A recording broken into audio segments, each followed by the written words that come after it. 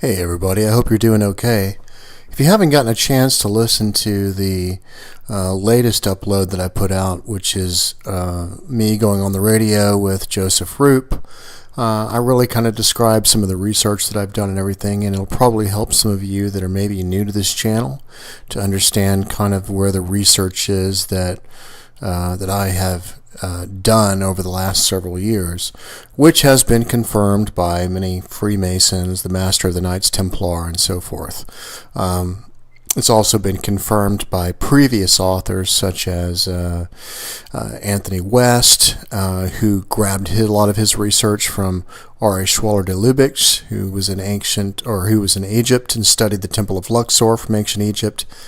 And it goes into the idea of these cathedrals being designed with the cosmos in mind and also man in mind, because man is similar to the cosmos. Man is made after the image of God.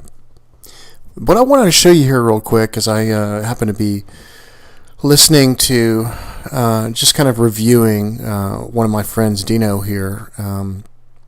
He's uploaded one of these Manly P. Hall lectures. And Manly P. Hall is discussing the Illuminati. And what I find very interesting about it is, of course, Manly P. Hall has a different perspective on it than the masses do. The masses are typically embedded in fear and understand. They have a complete misunderstanding of what all of this means. Okay, so with that in mind, Manly P. Hall starts to discuss the Illuminati. When they first started out, they took Europe and they divided Europe into an understanding of the ancient world. And what's interesting about it is they assigned Europe, and inside Europe they assigned Austria to be Egypt, as if it were the ancient world. So I'm going to go ahead and play a little bit of this, and so you can hear what Manly P. Hall has to say. And then I want to show you an interesting link based on the research that I've been doing over the last several years. So listen to what he has to say real quick. And so the Illuminati devised an ingenious scheme. They took a map of Europe and they divided it according to a map of the ancient world, restoring in different places the names of then forgotten or at least long dead empires and kingdoms. They then divided their own members, assigning to each one a classical name by which it would be almost impossible to identify them. And they wrote their own sort of private historical geography of world situations. For our present purpose, it is important to note that in their new geography, the Illuminati assigned the name Egypt to Austria. So they assigned Egypt to Austria. Now let's take a look at a map real quick. And here's Austria. And if we zoom out, this is all of Europe. And as we can see, Austria is right in the very center. Now, also, if you take a look at Egypt, we also know that the Nile Delta is the very center of all of Earth's land masses. So if we take a look at Austria, Austria seems to be right in the center of Europe, which is also very interesting. So they obviously must have understood the fact that Egypt was the very center of the Earth, or the center of the land masses of the Earth. So now let's take a look at something else that's very interesting about this. The very first discovery that I made was in Karlskirch. Karlskirch is a cathedral located in Vienna, Austria. And it has a high altar that is the Orion Nebula. And so this is the image right here. And as you can see, I've broken it down. We have this area right here, which we see in Karlskirch, represents the bow shock that we see inside the Orion Nebula. This bright area right here represents the Tetragrammaton. And as you can see, these areas that have been squared off right here correspond to the areas that we see right here. So the left-hand side of the bow shock, we see this particular image. And on the right-hand side, we see this particular image, and I've broken it down into smaller detail right here. This corresponds with what we see in ancient Egypt. The top of the pyramid, which is missing in ancient Egypt, the Pyramid of Khufu, or the Great Pyramid. The top of the pyramid is missing because it is a symbolic understanding of the cosmos. And when we take a look at Helena Blavatsky and her writings, and we take a look at some of these other, if we listen to Manly P. Hall's lecture regarding the ancient pyramids in Egypt, they left that top off because it represents a disappearing of the cosmos into the invisible portion of the universe. Now, the very top of the cosmos would be the nebula, because the nebula is the first thing that comes into existence, and then from it produces the stars and the planets and so forth. And that's the reason why when we take a look at the tree of life, at the very top where you have Kether, Kether is the crown, and the crown cosmically represents the nebula.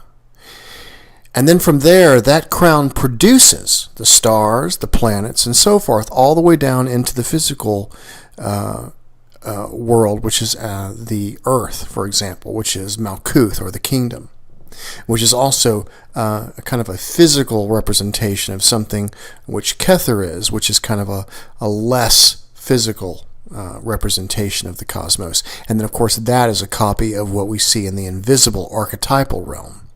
But I find this very interesting because inside Austria, we have this famous cathedral, Karlskirche, which this altar was built in 1730, 1740. And this is an image of the Orion Nebula. And what's more interesting about this is that this image that you see here of the Orion Nebula is in infrared. Infrared wasn't discovered as far as our ability to be able to see it using telescopes or what have you until the 1800s. And this particular thing was built in the 1730s and 1740s, which denotes that these people were using some type of clairvoyance or some type of ability like this in order to see this stuff. We see this infrared image of the Orion Nebula in many different things, dating all the way back as early as I can find into the 1500s. And the earliest copy I would say is we can find in St. Mary's Cathedral in France, showing the same type of image, but Karlskirche is very apparent. We can see these particular images as divided up. We can see the bow shock. It's obviously apparent. We can see the image on the left, which is very apparent, and the image on the right also divided up.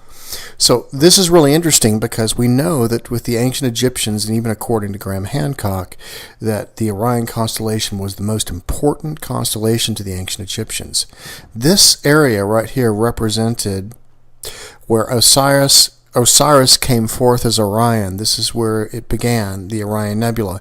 And when we take a look at images of the Orion Nebula, we see the Barnard's Loop, which shows a golden spiral that goes from the Orion Nebula and expands the whole Orion constellation, dropping off stars at each one of these. Also, if we take a look at a 3D image of the Orion constellation, the Orion Nebula is the furthest thing back, which means it was spiraling and moving back and dropping stars off as it moved. So this is really interesting. This represents the crown, the nebula does, and if you look at any Kabbalistic texts, the spiral nebula also represents the crown. And so this is what the very top part, this is missing. The eye of Kether is also the very eye that you see at the very top of the triangle, which is located on the pyramid. So I wanted to show you that connection. I thought it was very interesting, and Manly P. Hall's connection to this as well. So I may not be posting too much here in the near future. I'll be coming back every now and then as I get information, but I've got a new job that's going to be pretty demanding on my time, so I will probably be just occasionally coming by and dropping things off to you guys or uploading stuff, but I won't be doing as heavy of research. But eventually I will be producing a book for you guys, because I've been asked for that a million times, but that takes a lot of time and a lot of effort, and so I'm just going to have to wait till my next opening is before I can do something like that. But anyways, I thought this would be interesting for you guys to see. You guys have a great day. I'll talk to you soon.